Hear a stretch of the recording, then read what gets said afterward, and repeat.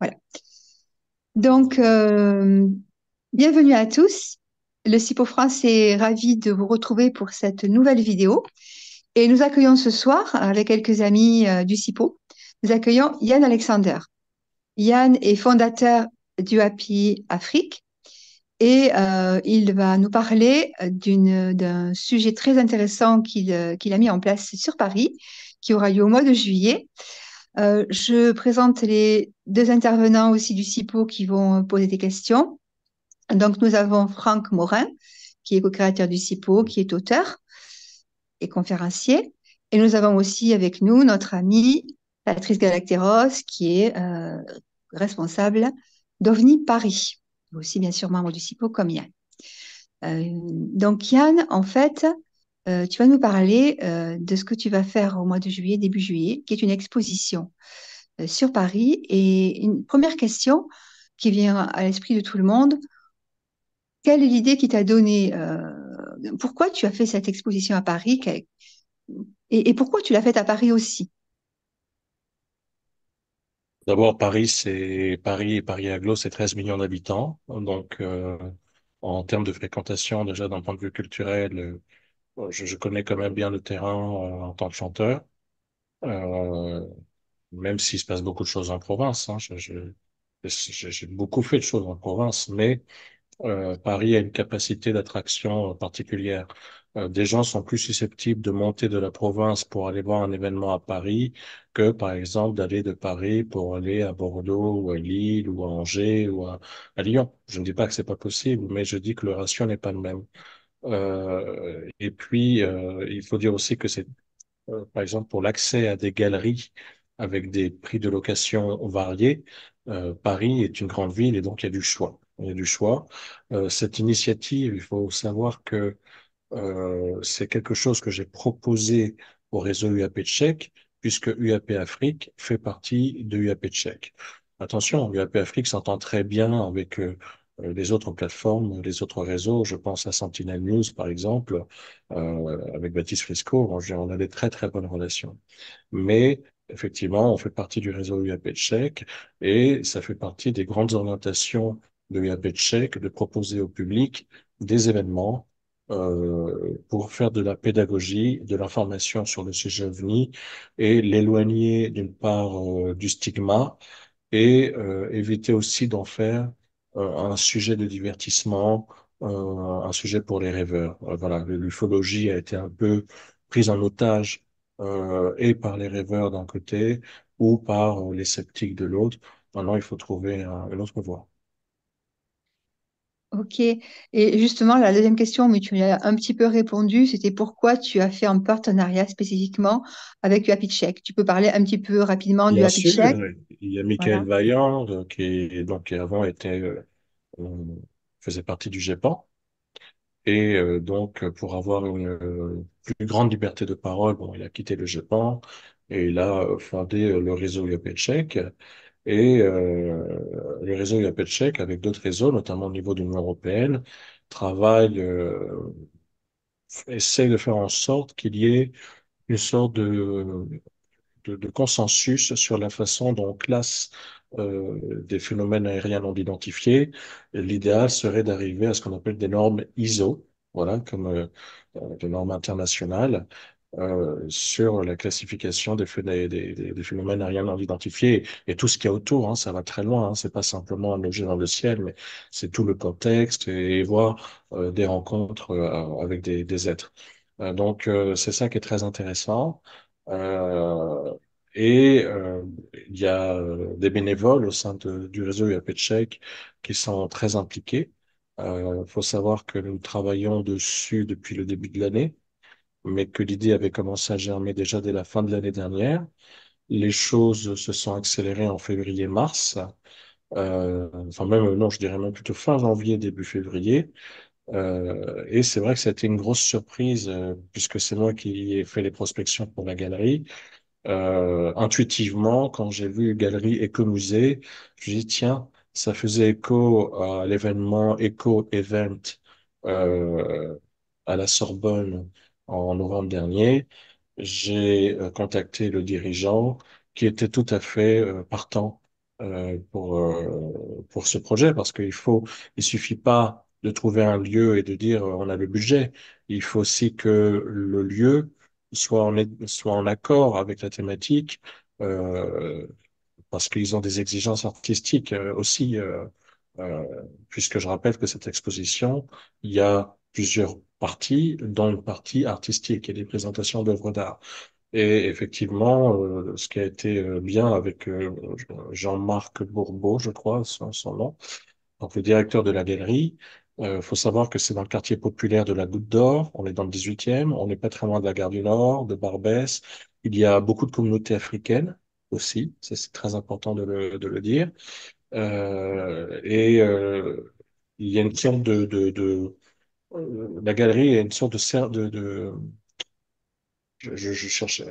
Elle est un peu reconnue d'utilité publique, dans le sens où on est inséré dans la vie du quartier, elle participe à la vie de quartier, elle est reconnue vraiment comme un acteur important de la vie du 18e arrondissement de Paris. Et donc, elle jouit d'une très bonne réputation et le directeur lui-même connaissait un peu le sujet des ovnis et d'ailleurs, il trouvait ça très très bien d'évoquer le sujet des ovnis en Afrique. Euh, pour lui, il avait déjà entendu parler de ce phénomène dans les régions africaines.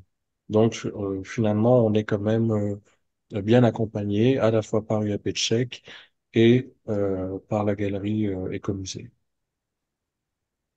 Très bien. Bien, je vais donner la parole donc maintenant à notre ami Patrice Galacteros. Tu as des questions, deux questions à poser, puis après je ferai Franck et tu reviendras. Ah, merci beaucoup. Je suis pris un peu à part. Parce que moi, j'ai des questions sur l'ufologie en Afrique. Je viens, il n'y a pas tellement longtemps, de regarder l'émission, Yann, que tu as fait avec Stéphane Stéphane Royer, Royer à propos du travail de, de comment il Samson s'appelle, Magolo. de Samson. Voilà, exactement. Je n'ai pas encore réussi à mettre son nom complet dans la tête. Et j'ai trouvé très bonne émission d'ailleurs, parce que vous avez bien repris tous les témoignages et vous les avez mis en relation, et notamment en relation avec la vague de 1954. Donc j'ai l'impression, moi, que ce phénomène OVNI, eh bien, il est de moins en moins exotique en Afrique. Il rentre dans le mainstream, il devient une partie du phénomène mondial, hein. Qu'est-ce que tu en penses? C'est déjà ça L'Afrique a, ou je vais un peu vite? non, le continent africain a complètement sa place. Il n'y a pas de spécificité la façon dont les ovnis et leurs occupants se manifestent. On retrouve des choses très similaires en Amérique latine, en Asie, en Europe, évidemment. Ce qui change, c'est la grille de lecture, avec beaucoup de mysticisme, de langage religieux dans la façon d'analyser. Les gens parlent plus facilement de djinns, d'anges, de démons, de génies, mais quand on gratte, quand on lit les descriptions, on voit bien que ça ressemble à d'autres parties du monde. Et ce qui est bien, je trouve, bon, c'est vrai que pendant longtemps, finalement, tout ce qui touchait aux ovnis en Afrique a été éclipsé un petit peu par notamment le cas de l'école Ariel au Zimbabwe en 94, qui est certes intéressant, mais finalement qui exerce beaucoup plus de fascination sur les Occidentaux que sur les Africains eux-mêmes, finalement. C'est un bon storytelling pour le public occidental, mais ça ne parle pas tant que ça aux Africains. D'ailleurs, par exemple, au Gabon, beaucoup de Gabonais ont découvert le cas de l'école d'Ariel grâce à Netflix il n'y a pas longtemps, puisque Netflix a proposé une série de 4 documentaires, dont un qui se passe au Zimbabwe en 94.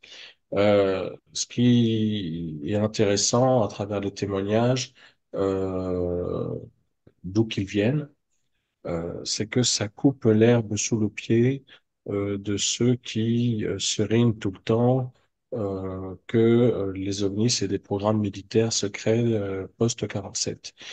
Quand vous avez en Somalie, au Soudan, euh, au Gabon, des gens qui voient des engins avec des propriétés particulières, qui voient, pareil, les humanoïdes, comme on a vu ailleurs, qui les voient, leur grand-père les voyait, leur grand-mère les voyait, leurs arrière-grands-pères les voyaient, et ainsi de suite, ainsi de suite. Bon, c'est vrai que les programmes militaires en 47, ça pèse pas beaucoup Je comme vois pas argument. bien ce que les Américains iraient faire déjà au fin fond de la campagne française, alors encore plus au fin fond de la brousse Et encore plus en africaine. 1700, les Oui. Américains en 1800, les Américains, enfin les États-Unis existaient à peine. Donc voilà, c'est vrai que finalement, c'est là qu'on touche un point sensible, c'est que l'ufologie, enfin la perception des ovnis, pas l'ufologie particulièrement, mais c'est tellement lié aux États-Unis, à Hollywood, aux séries télé, au divertissement, que on a perdu de vue le réel, c'est-à-dire qu'il y avait des gens, compris aux États-Unis, mais dans le reste du monde, sont impactés, qui ont vu des choses, qui c'est des êtres humains de chair et de sang, qui ont vu des choses. C'est pas des personnages de télévision, c'est pas des personnages de fiction, et c'est une question mondiale qui concerne vraiment le monde entier. Alors de temps en temps, il y a des vagues. De temps en temps, on va mettre le focus sur des événements au Brésil. Il y a eu le travail de Chibu, je crois, en Chine, en Hmm. 78 et Oui. 82, qui a fait un travail là-dessus. Chibo, oui. Mais très souvent, on tourne souvent autour des États-Unis, du Canada et de l'Europe. Oui.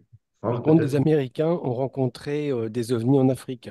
Tout à fait. Et notamment quand ils avaient un accord avec le Maroc, ils avaient des bases aériennes qu'ils exploitaient, comme Sidi Slimane, Nouasseur, Port-Lyautey. Et à partir de ce moment-là, bon, ils se déployaient en avion dans la région et beaucoup ont fait des rapports de rencontres d'ovnis, principalement en 1952. Oui, et d'ailleurs aussi au Congo, en Hmm. 1952, la CIA a répertorié euh, À le rapport, Elisabethville. Oui. voilà, par un pilote belge. C'est vrai que l'Afrique du Nord, pendant longtemps, l'Afrique du Nord et l'Afrique du Sud ont été surreprésentées dans les rapports d'OVNI pour tout un tas de raisons. On salue au passage le travail de Gérard Lebar pour l'Afrique du Nord, particulièrement le Maroc. Et effectivement, au niveau de la vague de 54, alors je ne sais pas où il en est, si cet homme aborde, les tomes qu'il rédige abordent aussi le fait que ça se soit passé en Afrique, mais grâce aux archives qui remontent, on commence à comprendre effectivement que 1954 a été une année importante, y compris sur le continent africain. Alors je ne sais pas si Jonathan Genet l'évoque, puisque je sais qu'il a écrit presque une Bible autour Il en est à son quatrième qu'il va voilà, bon, publier en septembre. en tout cas un référentiel Hmm. autour de la vague de 54 qui, je pense, devrait être étudié dans les cours d'histoire, tout simplement. Patrice, tu as une autre question? J'en aurais plein, mais je ne sais pas si elles sont reliées vraiment dans cette interview. Euh, Le phénomène OVNI, bon, maintenant, on l'étudie dans la période récente, je dirais la période moderne, c'est-à-dire le XXe siècle, le XXIe siècle. Est-ce qu'on ne peut pas dire que aussi, là aussi, et je sais que c'est un peu difficile comme sujet, mais qu'il est beaucoup plus ancien. Je pense à l'Égypte. Alors, je ne veux pas rentrer dans les délires sur les pyramides, hein, je rassure tout de suite. Mais est-ce qu'il n'y a pas quand même quelque chose à voir? C'est la civilisation égyptienne, c'est la plus ancienne du monde avec celle de l'Irak, des Sumériens. Est-ce qu'il n'y a pas Attention, moi, des... je crois que non, la plus ancienne civilisation du monde à ce jour, c'est la civilisation aborigène en Australie. C'est vrai. Ah bah à ce moment-là, toutes les civilisations, oui, Mais je parle de l'écriture, hein. Je parle en fait, la différence entre l'histoire et la préhistoire, c'est l'écriture en fait. Et c'est seulement à la fin du quatrième millénaire avant Jésus-Christ qu'à la fois en Égypte, en Irak et puis en Chine que les écritures émergent, à ma connaissance. Il y en a peut-être ailleurs. Donc, ta Euh, question par rapport à alors, l'Égypte? ma question, c'est que est-ce que tu as connaissance de phénomènes archéologiques qu'on pourrait interpréter comme une intrusion du phénomène OVNI dans le passé? Et, et ensuite, je passerai à d'autres coins de l'Afrique, parce que il y a l'Éthiopie qui est beaucoup moins ancienne, enfin, qui a des archives beaucoup, beaucoup moins ancienne, mais qui est quand même une très vieille civilisation africaine. Et puis, dans la période récente, il y a ces fameuses affaires de Dogon qui posent, qui laissent quand même. Alors, elles sont contestées, je le sais bien, mais peut-être il y a matière à en parler, ou pas, je ne sais Bien pas. sûr, elles sont contestées. Il faut toujours voir qui les conteste, hein. C'est toujours la même histoire, hein. Donc, elles sont contestées par ceux peut-être qui n'aiment pas voir ce sujet sur la table et n'aiment pas admettre la possibilité qu'il y a pu avoir des intelligences non humaines euh, en connexion avec un peuple humain. Des fois, faut pas réfléchir plus loin que ça. On revient de loin, hein, quand même, hein, au niveau de tout ce qui est... alors, l'ufologie, c'est un terme qui me lasse un petit peu. Des fois, je voudrais un autre mot, mais bon. Allez, allons-y pour l'ufologie, mais enfin, ce milieu-là revient de loin quand même. Il revient de très loin. On a perdu beaucoup de temps, énormément de temps avec des franges sceptiques, parce que le temps que l'on perd à discuter avec des sceptiques, c'est du temps en moins pour pouvoir avancer sur certains sujets. Ça, c'est un vrai problème. C'est un très vrai, un sérieux problème. Parce que le scepticisme radical, celui qui, par exemple, conteste conteste farouchement l'hypothèse alien et Dogon, bah, c'est aussi une forme de croyance. Ils peuvent toujours reprocher aux autres d'être des croyants. C'est une croyance. Donc, c'est problématique. Il y a quand même Samson Mawololo Alija, justement, qui, en plus d'écrire le bouquin, a écrit plusieurs articles pour le site uapafrique.com et il revient sur justement les Dogons, mais pas que, c'est-à-dire les connexions possibles entre des intelligences exogènes et des sociétés humaines. Il évoque ça pour les Dogons, pour une ethnie au Nigeria, une ethnie en Gambie, et c'est un article passionnant et qui, en plus, c'est pas du vol d'Anikel. C'est-à-dire qu'il n'y a pas la Mm. facilité des anciens astronautes, tout ça. On n'est pas là-dedans. On n'est pas dans ce truc-là. C'est-à-dire que il s'agit pas non plus d'expliquer que c'est même si c'est une hypothèse entendable, mais il ne s'agit pas d'expliquer que c'est les extraterrestres qui ont créé nos civilisations. C'est peut-être même un peu simpliste, un peu caricatural. Mais il fait ce travail-là. Je crois que alors, les pyramides, ce n'est pas un sujet qui m'intéresse particulièrement, je m'excuse, même si euh, en soi c'est un sujet vraiment intéressant, mais moi je ne suis pas intéressé. Par contre, je sais qu'il y a des grottes en Algérie où il y a des gravures particulières qui ont été observées et qui posent question, et qui Alors, sont des gravures, on peut observer des néolithique. gravures similaires dans d'autres parties du monde. Je les connais Euh, bien puisque j'ai crapahuté dans le désert du Hogar plusieurs mois, justement pour observer ces gravures dans le Hogar et surtout dans le Tassili-Niger. Et il y a c'est vraiment ça, des choses extraordinaires, ouais, voilà. Donc ça, effectivement, maintenant, qui font penser à des êtres venus d'ailleurs, quoi. Bon, ça peut très bien être oui. des divinités locales, mais c'est vraiment stupéfiant. Ouais. Alors voilà, c'est ce qu'on disait avec Stéphane Royer dans le podcast, le dernier podcast. On prend un exemple. Admettons que sur une paroi, dans une caverne, vous allez voir un être qui ressemble à un gris, un grey people, quoi, hein, donc le classique, hein, et vous allez voir à côté une vache. Bon, vous avez deux options. Bah, soit vous voyez un gris avec une vache, ou soit vous voyez une figure archétypale et une vache. Mais c'est ça le problème quand on met en avant le côté figure symbolique, figure archétypale ou métaphore, c'est que bah, pourquoi dans un cas on dirait que c'est une métaphore, une figure archétypale, une image allégorique, un symbole, un totem, et dans l'autre cas la vache reste la vache. Ah, voilà, c'est ça la difficulté de l'approche. Faut pas oublier non plus que justement l'archéologie pendant longtemps, a été le bastion des sociétés occidentales et d'une certaine vision occidentale du monde. Absolument. Voilà. Euh, c'est Et donc c'est- avec une certaine c'est- idéologie aussi. c'est l'idée du progrès Euh, linéaire qui arrive à la civilisation occidentale. Ouais. donc après, c'est risqué on va sûrement évoquer le passé dans le cadre de l'exposition Les OVNI en Afrique, qui nous demande beaucoup de travail, parce qu'on sait qu'il y aura un public exigeant. et qu'il y aura des curieux aussi. Mais je crois qu'on va quand même, parce qu'il y a déjà beaucoup de choses à faire, se concentrer Dans le présent. notamment sur la période contemporaine. Ouais, ok, ça se défend bien. Franck Morin, tu as certainement des questions à poser. Est-ce que tu as des questions à poser pour revenir un petit peu à l'exposition de notre amie Sarah Wittenham qui n'était pas là ce soir, qui n'a pas pu venir, Mm. qui nous avait quelques questions. On revient un petit peu sur l'exposition, puis après tes questions personnelles, Franck, s'il te plaît. Oui, pour les questions pratiques, est-ce que c'est accès libre, par exemple? Euh, Sinon, est-ce que c'est tout public? Est-ce qu'il y aura des journalistes?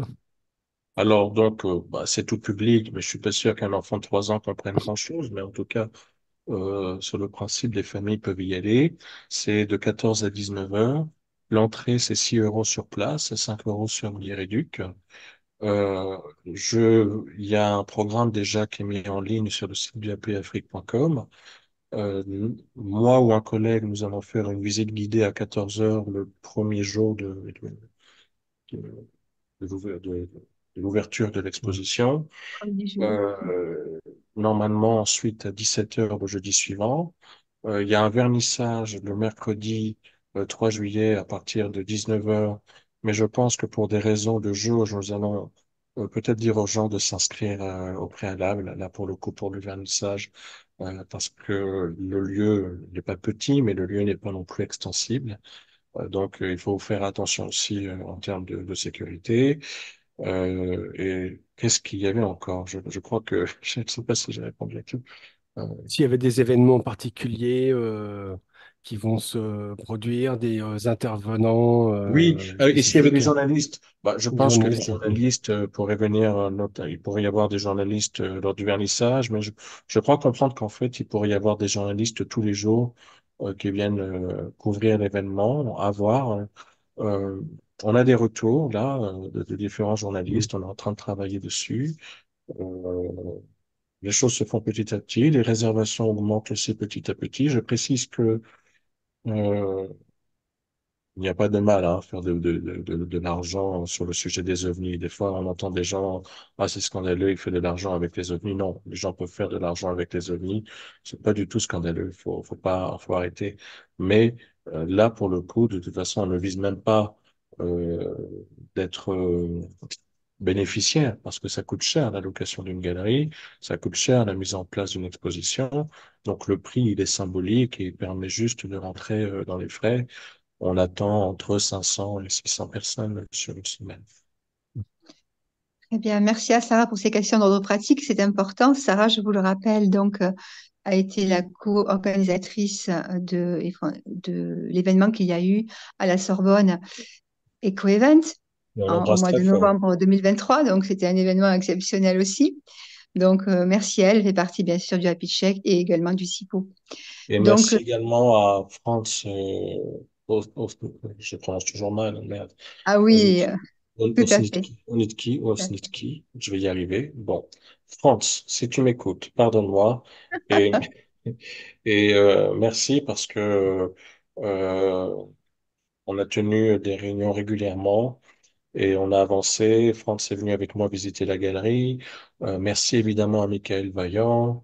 On a eu aussi des petits coups de main de Paul Pluma, de Emmanuel Le Riche. Il y a eu un passage sur The Yapet Show avec Sanson Mahololo en direct et on a également évoqué l'exposition. Donc voilà, il y a quand même des bonnes ondes autour de ce projet. Et Qui j'irai t'aider pour la apparemment, mise je en place. l'apprends, est une première mondiale. Voilà, très bien. Franck, d'autres, je te laisse parler à d'autres questions si tu en as d'autres.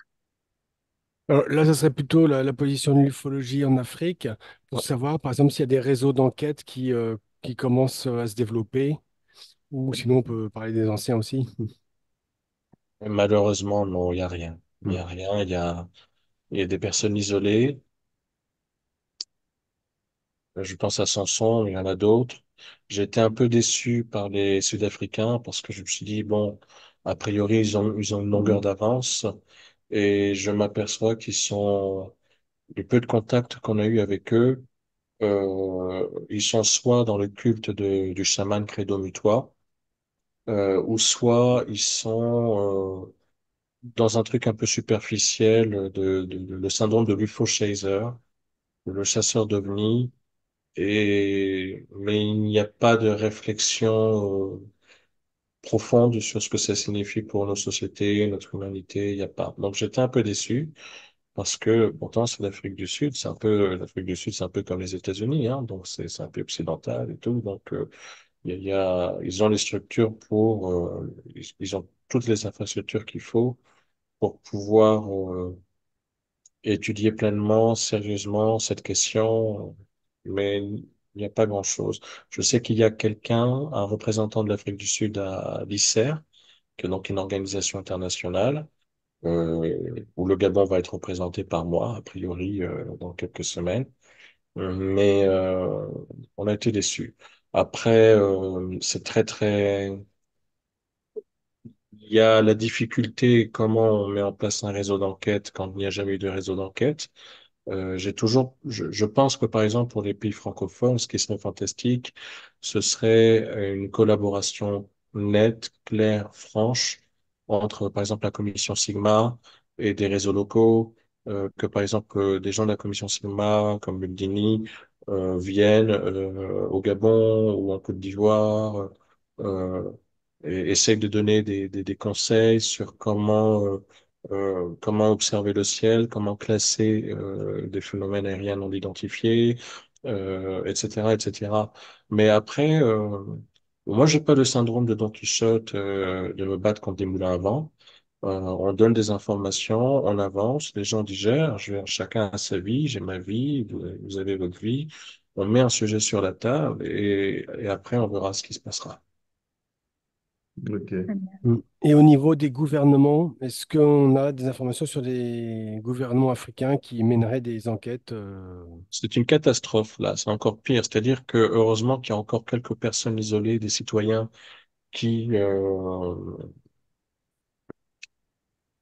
prennent ce sujet au sérieux, même s'ils sont isolés, hein. Je rappelle que Sansoma Oulolo, quand il a commencé à travailler sur sa base de données, autour, enfin, c'est presque à la limite pourquoi faire, quoi. Tu perds ton temps. C'est ça. Donc, ils sont plutôt isolés. Si on parle des gouvernements, par exemple, un truc tout bête, la SECNA, donc c'est une organisation qui regroupe les aviateurs civils africains. On leur a écrit, ils n'ont jamais répondu. Au téléphone, le téléphone sonne constamment occupé. Euh, on prévoit d'écrire à l'Union africaine, par exemple. Après tout, il y a eu 2 heures de session parlementaire à l'Union européenne sur ce sujet. 2 heures, c'est pas beaucoup, mais enfin, c'est tellement nouveau et inédit. Encore, on le doit parce que le Royaume-Uni est parti. Parce que si le Royaume-Uni était resté dans l'Union européenne, il aurait fait un veto. Et le Royaume-Uni est parti, donc heureusement, ces 2 heures ont pu avoir lieu. Mais on n'a même pas l'équivalent d'une seconde sur le sujet sur le continent africain. Maintenant, alors on dit que les gouvernements ont... Alors, l'un des mantras, c'est de dire que les gouvernements ont d'autres priorités, ont beaucoup de choses à gérer. D'abord, il faut rappeler que certains gouvernements sont tellement corrompus qu'on se demande déjà ce qu'ils gèrent. Voilà. Donc déjà, ça, ils ont des choses à gérer. Ils ont peut-être à gérer la corruption et comment ils vont s'enrichir au détriment du peuple. Mais voilà. Après, quand il s'agit de prendre, dans certaines sociétés autoritaires, quand il s'agit de prendre des ethnies, des tribus, des minorités ou les droits des femmes et d'en faire des boucs émissaires, est-ce que c'est une priorité de faire des femmes ou des ethnies ou des minorités sexuelles des boucs émissaires? Non. Donc, si le gouvernement est capable d'avoir ce genre de priorité, on pourrait se dire qu'il pourrait avoir comme priorité de s'intéresser au sujet des ovnis. Non, il ne le fait pas. Il ne le fait pas et pourtant, comme le rappelaient les Japonais récemment, c'est aussi une question de défense, de sécurité nationale. Qu'est-ce qu'on fait si maintenant on a suffisamment d'études qui montrent que les tableaux de bord des avions sont perturbés par la proximité d'un ovni classique. Euh, qu'est-ce qu'en pensent les ministères des transports correspondants au pays? Est-ce qu'ils ont une réflexion là-dessus? Je l'ignore. Voilà. Il y a quand même des pays qui ont une structure assez solide. Enfin, l'Éthiopie, je pense, par exemple, qui se développe au plan économique. Ça ne peut pas être corrompu à 100%. Il y a forcément Non, ce que je des veux dire, choses qui marchent. attention, Ouais. il y a des choses, attention, je ne suis pas, il y a des pays entendons-nous bien, il y a des pays qui mènent leur vie, il y a des choses, tout n'est pas noir. Ce que je dis simplement, c'est que l'argument que le sujet OVNI ne serait pas une priorité, c'est un argument un peu facile Mm. quand on voit que même alimenter en électricité certains quartiers n'est pas une priorité pour certains gouvernements. Donc, Alors, ouais. si c'est l'argument de la priorité, c'est vrai que bon, donc je crois que il y a un désintérêt des gens, des sociétés pour cette question-là. Pour tout un tas de raisons, c'est un sujet fantôme ou un sujet tabou, ou alors ce sera un sujet tellement évident qu'il n'y a pas besoin d'en parler. Ça, c'est aussi une autre explication. Bon, enfin, ces explications peuvent s'alimenter les unes les autres. Une autre explication quand même qui doit être mentionnée, on rappelle que le continent africain est la proie euh, de prédation, c'est-à-dire des grosses puissances, que ce soit des puissances occidentales, que ce soit la Chine, que ce soit la Russie. Et il est probable que, donc c'est quand même un continent qui a connu des vagues de colonisation, que ce soit, y compris des colonisations économiques. Et donc il est possible que on fasse pas rêver, ce qui est compréhensible, on va pas faire rêver des Africains avec des Vénusiens. On va pas les intéresser. Ils en ont leur claque, des grands blancs supérieurs. Ils savent ce que c'est. Donc, on va pas les faire rêver avec ça. On va pas les intéresser avec ça. C'est-à-dire que pour eux, ça va être encore. C'est pas fini. Encore. Ah, voilà. Donc ça peut être la posture de certains Africains sur ce sujet-là. Enfin, rappelons que on a du mal à l'imaginer en Europe de l'Ouest. Mais beaucoup de sociétés africaines contemporaines, c'est des sociétés de l'emprise. Donc, c'est des sociétés où votre vie dépend de vos interactions sociales et aussi du bon vouloir du pasteur, du patriarche, du ministre ponte qui fait partie d'un clan dont vous faites partie. Euh, la liberté de penser, d'être soi, n'est pas forcément valorisée dans beaucoup de régions sur ce continent-là. Et pourquoi? Parce que ça fait peur au pouvoir des patriarches, ça fait peur au pouvoir des mandarins. Et on se doute bien que ces patriarches, ces mandarins, ces ministres, ces pasteurs, ces imams, on voit mal, par exemple, la confrérie des Mourides au Sénégal reconnaître que il y a une civilisation supérieure susceptible de venir d'un moment à l'autre. Je veux dire, leur pouvoir peut être remis en cause. Ce qui fonctionne, c'est quand c'est C'est pas quand différent l'ange, le de chez démon, nous, quoi. l'alien est quelque chose d'abstrait. Mm. Mais quand ça devient quelque chose de concret et d'immédiat, c'est une autre paire de manches. Euh, pour revenir à Alors, l'exposition, ouais, et vas-y. puis je J'avais vais des pas. questions qui étaient liées à ce que tu disais, enfin, par rapport justement, et elles émanent de Serge Tinland, qui a été instructeur de pilote, qui a été à Pitchak aussi au CIPO. Et il demande, existe-t-il une commission technique officielle ou officieuse au sein des 9 agences de l'Union africaine traitant de la sécurité nationale, donc des UAP? Et en suivant, s'il n'y a Pardon. pas de commission, si elle n'existe pas, cela pourrait faire l'objet justement d'une demande du AP Afrique de sensibiliser l'Union africaine sur le dossier UAP Afrique. Qu'est-ce que tu en penses? Eh bien, en fait, alors officiellement, il n'y a rien. Officieuse, ça reste à voir. Peut-être en Afrique du Sud, peut-être au Nigeria, peut-être en Égypte, sous la houlette des États-Unis principalement ou du Royaume-Uni dans le cas du Nigeria. Euh, enfin, dans le cas des anciennes relations colonies-colons. Hein. Euh, on sait, l'information a été publiée, enfin, mise à jour il y a, je crois, 2 mois, que le Pentagone a envoyé à l'ensemble des chefs, le Pentagone aux États-Unis, donc a envoyé à l'ensemble des chefs d'état-major du monde entier euh, un protocole de classement des phénomènes aériens non identifiés.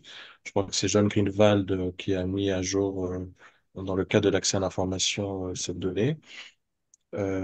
Mais effectivement, l'idéal serait la création d'une commission, effectivement, euh, alignée, non pas alignée sur l'Europe ou les États-Unis, mais en tout cas qui serait aidée dans son fonctionnement au début par des pays qui ont déjà l'habitude. Ça peut être intéressant. Mais est-ce que UAP Afrique le fera? Encore Question une fois, ouverte. on revient de loin, on revient honnêtement de zéro. C'est ça qu'il faut dire. On part de zéro. Hmm. Donc, entre zéro et UAP Afrique qui font un réseau, et des connexions avec des pilotes, etc., etc. C'est-à-dire que moi, j'ai lancé, j'ai jeté une première pierre à un édifice, mais je n'attends qu'une chose. Moi, quand Samson Mawololo m'a écrit et qu'il avait cette base de données, moi, je l'encourage. Je veux dire, là, on a quelqu'un qui a écrit un article pour UAP Afrique qui est très intéressant d'un point de vue anthropologique. C'est vraiment, ça devrait être mis en ligne la semaine prochaine. On a besoin de dossiers comme ça. Moi, je suis partant pour qu'il y ait tout un tas de gens qui euh, fassent vivre UAP Afrique, qui n'est pas une association, qui n'est pas une entreprise, qui n'est pas, euh, qui est un collectif, qui est, voilà. Mais à la limite, si quelqu'un avait envie de faire UAP Afrique Sénégal ou UAP Afrique, il n'a même pas besoin de me le demander. Je veux Mhm. dire, si vraiment les gens considèrent que c'est un sujet important au même titre que d'autres sujets, et moi je pense que c'est un sujet important au même titre que d'autres sujets, hein, comme les changements climatiques ou l'intelligence artificielle, euh, eh bien, ils mettent les mains dans le cambouis et ils le font. Si Samson Mawololo est capable de le faire, les autres sont capables, d'autres sont capables de le faire. Mais je dois rappeler que je suis actuellement, en 2024, je suis avant tout chanteur et artiste. Ça, c'est mon ADN. Voilà. C'est ma vie. Avec ses hauts et ses bas, mais c'est ma vie. J'ai pas attendu l'ufologie pour exister. Euh, Là, effectivement, du 2 au 7 juillet, il y a cette exposition. Euh, et j'ai beaucoup de plaisir à travailler sur cette exposition, beaucoup de stress aussi, mais beaucoup de plaisir.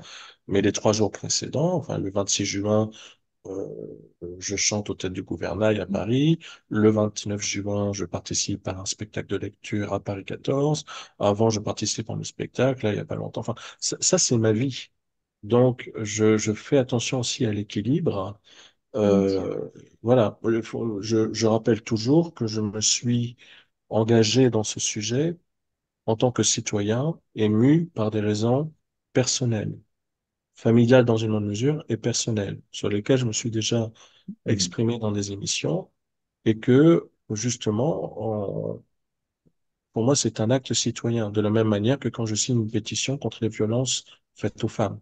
C'est du même ordre pour moi. C'est vraiment un acte citoyen du monde, défenseur de l'humanisme. C'est ça qui m'anime. L'ufologie, c'est quelque chose qui est très prégnant. Quand on met le doigt dedans, c'est compliqué. J'ai une dernière question de Serge, après je te passe la parole, si tu veux, Patrice.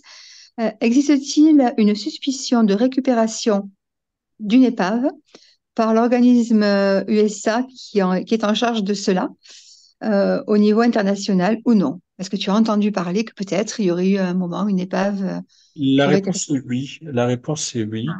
Mhm. Parce que effectivement, il y a quelques mois est sorti aussi, je ne sais plus quel article, quel média en ont parlé, mais ce fameux programme de récupération d'engins à travers le monde entier, peut-être sauf en Russie, en Chine, mais même dans des zones à risque, il y a ce projet, ce programme spécifique qui permet aux États-Unis de récupérer des débris, que ce soit en Afghanistan, en Irak, en Syrie, et on peut effectivement supposer la même chose en Afrique, notamment en Namibie et au Niger. D'accord. Tu as des précisions dessus sur ces cas-là? Sur le Niger, Sanson, on l'évoque, enfin, il n'évoque pas la récupération elle-même, enfin, il évoque qu'on ne Hmm. sait pas ce sont devenus les débris et il évoque comment les militaires nigériens viennent dans la région où un ovni s'est supposément écrasé en fin 2019, début 2020. D'accord. Sachant que Euh, le Niger est une région très particulière en Afrique, qui est un peu la convoitise des Français, des Russes, des Chinois, des Américains, que c'est du Niger qui a une base américaine avec des drones qui traquaient des islamistes. C'est au Niger qu'il y a des survols de gisements d'uranium par des objets aux propriétés inexpliquées, ce qui fait d'ailleurs l'objet d'un article par Samson Awololo Walija sur upafrique.com sur la question du Niger et des ovnis. Et ça, c'est aussi, ça a surpris beaucoup de gens. Beaucoup de gens n'étaient pas au courant des connexions possibles. Très bien. Patrice, si tu as une autre question, puis après, je crois que Franck, tu Oui. as des questions aussi, peut-être de Jean-François Optionnaire de MUFON France. Moi, c'était juste sur la forme de la conférence. Ça sera des tableaux, ça sera des photos, ça sera Je n'en des... sais rien du tout. Ah bon? Excellent. Bon. Surprise, surprise, surprise. Bon, Franck, à toi de jouer. Oui, effectivement, on a vu une question sur ce présumé crash au Niger. Est-ce qu'il y aurait eu d'autres cas en Afrique? Alors, on fait parfois allusion au désert du Kalahari en Oui, 1989, oui, mais c'est oui, un cas qui oui. est très controversé selon les... Ah, oui, effectivement. Alors, j'ai eu l'occasion d'écouter récemment Bernard Tuanel qui disait, attention, on a fait de ce cas un cas controversé, mais il était en Afrique du Sud en 90. Euh, Parce que 89-90, on va dire, le milieu des années 80 jusqu'à 94, c'est une région c'est un moment très particulier de l'histoire de l'Afrique du Sud, parce que c'est tous les verrous de l'apartheid qui explosent les uns les autres dans un contexte géopolitique assez violent, où l'Afrique du Sud a fait la guerre à l'Angola, l'Afrique du Sud traque les militants contre l'apartheid au Zimbabwe, en Namibie, etc., etc. Donc on constate toujours quand même que enfin, souvent que les ovnis ou UAP se manifestent dans des régions qui sont extrêmement tendues dans les rapports humains, dans les rapports territoriaux. Et il est possible que ce cas ne soit pas, enfin, soit plutôt vrai. Je n'ai pas d'avis sur la question. C'est tellement compliqué actuellement. On dispose de peu de données. Il faudrait beaucoup de temps et d'argent pour Mm. pouvoir investiguer totalement. C'est très compliqué, très compliqué. Euh, D'ailleurs, concernant quand on parle du programme de récupération de débris, attention, il n'est pas dit que c'est forcément extraterrestre, hein, enfin exogène, hein, Hmm. ça peut être Hmm. même si on soupçonne fortement, et c'est Ross Coulthard, le journaliste australien qui en a vraiment parlé dans son bouquin qui n'a toujours pas été traduit en français, que c'est une technologie d'origine inconnue. Après, derrière le mot inconnu, on peut mettre beaucoup de choses. On parlait aussi de certains grands cas en Afrique. Alors, enfin, parmi ceux qu'on connaît généralement, il y a celui d'août 54 à Tananarive, à Mhm. Madagascar, Tout à fait, où il y a une énorme boule verte tout qui, à a fait, priori, d'après les témoins, a disparu derrière une colline, puis tout d'un coup, elle est revenue et tout à elle a fait. survolé la ville en faisant des virages, et en affolant un parc à zébus et en perturbant le système électrique local. Enfin, voilà pour le résumer un peu.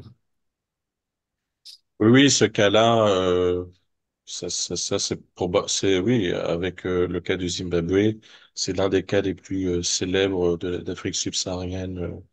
Effectivement, qui a éclipsé d'autres cas. C'est vrai que nous, on avait fait un travail au niveau du AP Afrique, la chaîne YouTube, sur, par exemple, la destruction du village de Baridiam au Sénégal en 80, sur la destruction d'un village en Érythrée.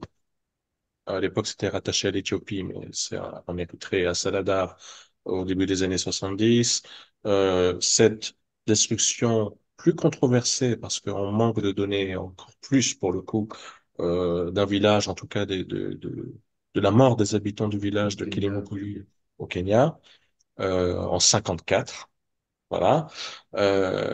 Bon, tous ces faits-là sont davantage, enfin, sont méconnus. Sont méconnus, Mhm. mais ils sont méconnus par un manque d'intérêt, de curiosité, aussi par idéologie, hein. Je rappelle quand même que pendant très longtemps, il y avait aussi des doxas, hein, dans le milieu ufologique.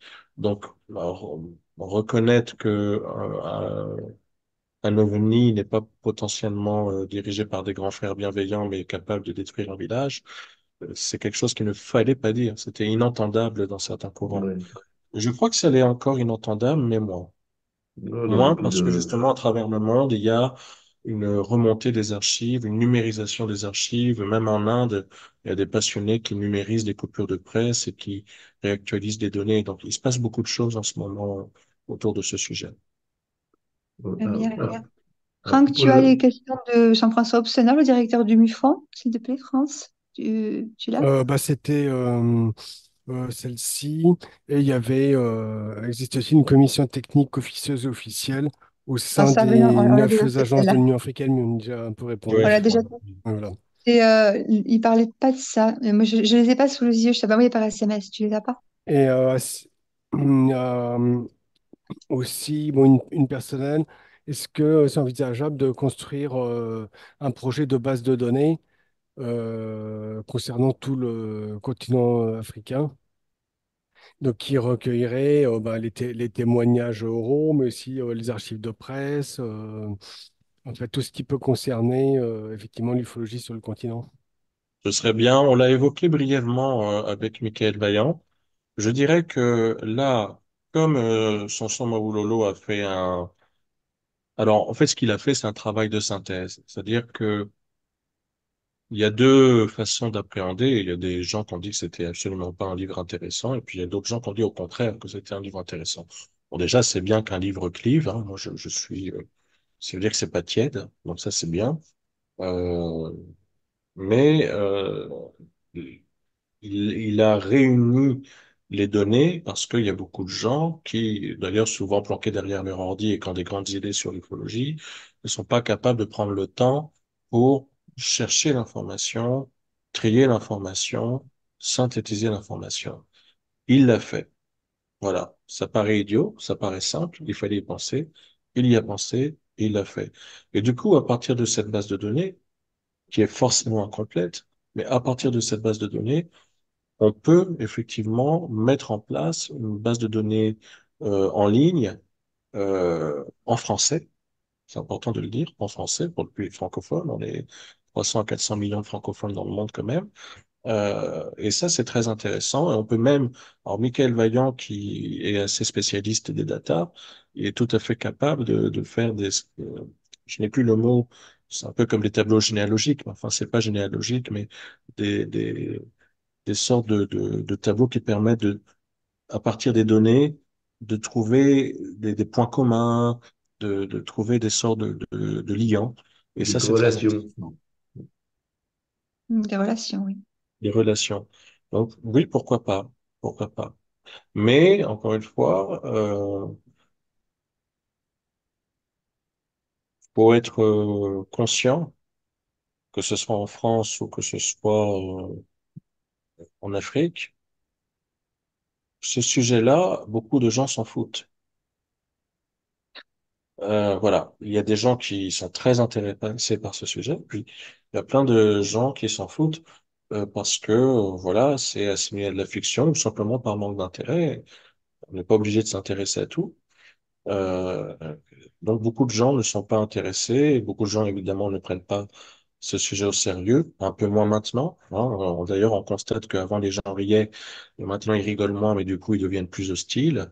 J'ai en tête l'éditorial de Makakoto, donc qui a été ministre de la Culture au Québec, qui est d'origine camerounaise, et qui a fait un très bon article pour un média canadien, où il a suivi les audiences de David Grush, et il a dit les ovnis, fini de rigoler. Et je trouvais ça bien. C'est d'ailleurs ce que dit récemment un journaliste dans The Times of Malte. Donc le Times a des représentations régionales, enfin nationales, et le magazine Times à Malte dit aussi, voilà, bon, ben, fini de rigoler, les gars, va falloir s'y intéresser. Mais, comme dit mon père, faut des fois écouter ses parents, peut ne pas toujours être d'accord avec eux, mais des fois ils disent des choses intéressantes. Il dit oui, mais si les gens ne veulent pas s'y intéresser, ils ne s'y intéressent pas. Et on va peut-être je crains que plus des ovnis se montreront, plus des rapports sortiront, plus on assistera à une dissonance cognitive renforcée chez certaines personnes. Ça va être très intéressant ou déprimant, c'est selon. Mais bon, maintenant, une fois qu'on a dit ça, l'exposition, par exemple, du 12 juillet s'adresse aux gens qui ont envie de connaître le sujet, à défaut de le comprendre. Euh, je serais bien prétentieux de dire que je le comprends, mais de le connaître et d'avoir le maximum d'informations là-dessus, c'est ça qui est vraiment intéressant et motivant. Et innovant parce qu'il n'y a jamais eu d'exposition. Enfin, peut-être qu'il y en a eu, mais en tout cas, je n'en ai pas été informée. Sur les ovnis en Afrique, on m'a dit que non. Non, il n'y en Ni a en pas eu. anglais, ni Ça. en Mhm. français, Mhm. ça n'a jamais été fait.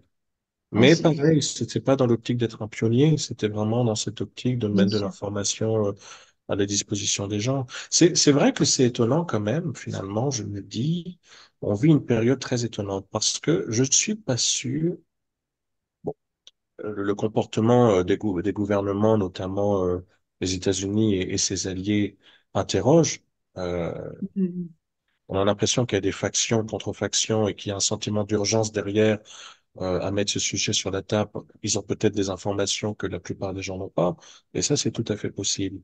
Mais ce qui change vraiment à l'heure actuelle, c'est l'état d'esprit de beaucoup de gens sur ce sujet. C'est-à-dire que maintenant, on a des personnes, on a beaucoup plus de personnes dites rationnelles, de courant rationnel traditionnel, qui prennent ce sujet en main, qui s'y intéressent, et du coup, ça fait tilt chez d'autres personnes. Et en plus, grâce aux outils de communication comme Internet, on a cette possibilité d'avoir accès à des archives qui font sens. Là, vraiment, le travail de Tristan pour iapafrique.com, l'article doit paraître la semaine prochaine. Il a fait un travail de fond sur la phénoménologie des ovnis dans la région Afrique de l'Ouest. Et on s'aperçoit qu'en dehors de la différence de langage, de la grille des mots employés pour désigner euh, des intelligences non humaines, exogènes, ça ressemble énormément à d'autres régions du monde. Et donc, on est en train actuellement, dans le monde entier, de d'harmoniser quelque chose, de donner sens à quelque chose. Euh, C'était plus compliqué avant. C'est-à-dire qu'en plus, ben, on trouvait un bouquin par-ci, un bouquin par-là. Bon, et des associations étaient très actives, mais euh, les archives n'étaient pas forcément disponibles, c'était très compliqué. En France, on a le Sceau. UAP Afrique a fait un petit documentaire sur le Sceau, qui fait un travail d'archivage formidable et qui numérise aussi les archives et qui les met à la Ouais, disposition des gens. Euh, Incroyable. on a une internationalisation des savoirs sur le sujet OVNI, avec une connexion à travers le monde.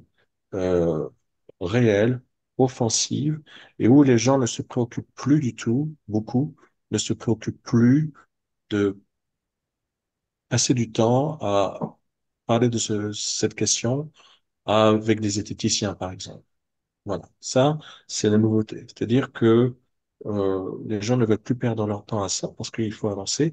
L'autre nouveauté, c'est que, effectivement, beaucoup de gens qu'on a des témoins devenus ou des expérienceurs. Alors, j'aime pas ce mot expérienceur parce que ça a un côté un petit peu, j'ai la main mise sur ce sujet, alors que euh, c'est plutôt l'OVNI qui a un ascendant sur le témoin euh, dans le rapport de force. Mais personne dit abducté. À droite, à gauche, ces gens eux-mêmes prennent des initiatives et mettent en place des colloques, des regroupements, des médias.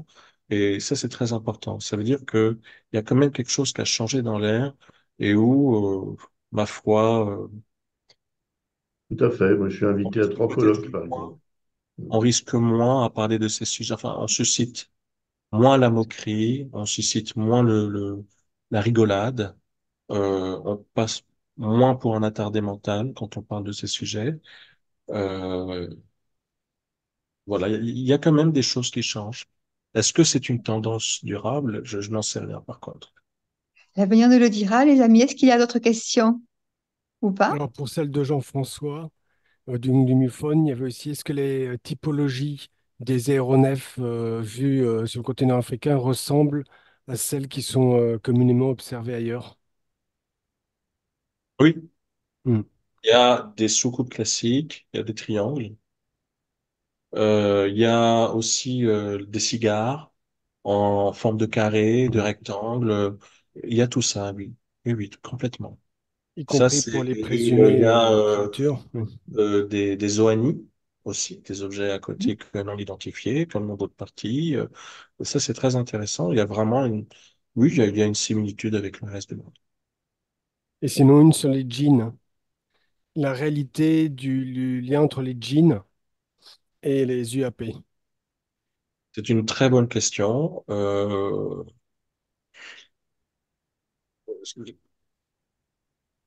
Finalement, est-ce que les djinns n'occupent pas la même place que les génies au Gabon, que les anges ou les démons en Europe?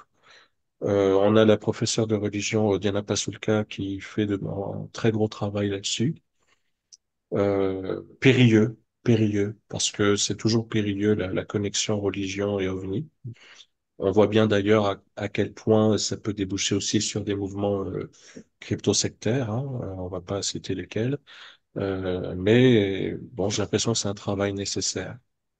Euh, je j'ai pas de réponse claire hein, sur ce sujet de connexion entre les djinns et les ovnis, mais euh, pour beaucoup de Maliens, de Sénégalais, de Burkinabé, euh, ils associent spontanément une lumière intelligente ou un être près d'une lumière intelligente à un djinn. Ok. Très intéressant. Vous avez plus de questions, les amis? Hmm. Bon, bien, on va se quitter. Écoutez, je vous remercie tous, bien sûr en premier toi, Yann, de nous avoir donné de ton temps précieux. Merci, Voilà, merci à donc vous. le CIPO, bien sûr, ben, soutenons ce magnifique projet. Moi, je vais être super heureuse Oui. d'être là aussi, de participer Venez, à venez, cet événement. Ça va être venez, chouette. venez. Je pense que j'irai. Oui. Évidemment, je commence avec les autres bénévoles à avoir des sueurs froides, Ah, mais c'est normal, ça se voilà, rapproche, donc. voilà, ça s'approche. J'ai envie de dire, rien n'est prêt, tout est prêt à la fois. Mm. Donc bon, voilà, c'est dans 3 semaines finalement, mine de rien, je crois. C'est ça, hein? Oui, oui, oui, le compte à rebours, là, ça y est, c'est parti. Voilà, voilà. Donc, Oui. mais voilà, non, on a hâte de voir comment ça va être perçu, Mm. comment, voilà, Ça comment va les être gens vont s'approprier cette exposition. Ce Ça sera va de être très bons intéressant. moments, je suis certaine. Merci à toi, Franck, aussi, Franck Morin, et merci aussi à Patrice Galacteros, qui nous a mis à disposition eh bien, son espace Zoom. Voilà, donc belle soirée à tous et à très bientôt. Merci. Merci beaucoup. Alors, Si, au revoir. Au revoir.